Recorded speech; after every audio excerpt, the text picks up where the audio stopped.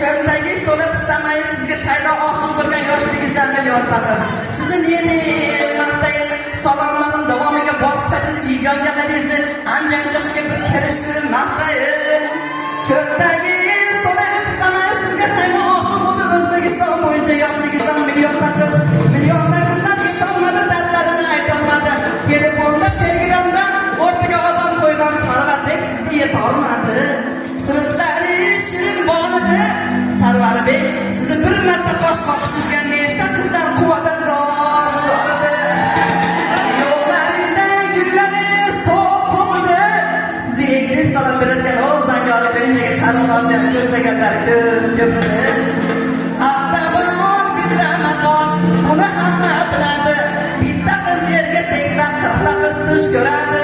Qizlar uchun keng ko'chalar tor bo'ldi. Sarvarbekni uylanishda nechta o'zbek ayollari qizlarni izlab tushlarida yor bo'ldi. Ijtimoiy Sarvar Mirzo yuragingizga joyladiz. To'ydan burun sarinozni kuydirib nechta qizlarni internetda qulog'iga dalmon edib. Senga nima deb rosa Telegramda yuragini dog'ladingiz. Necha kunki orangiz yo'q, kelolmaysiz qishingizga. Menga qarang Sarvarbek, bir oydan beri tinmamas sarmaskalar tushingizga. Mana bugun to'ylarda tepqoldingizda qishingizga. Kiyov sarfon ustingizda o'g'lim yaltirab turibdi.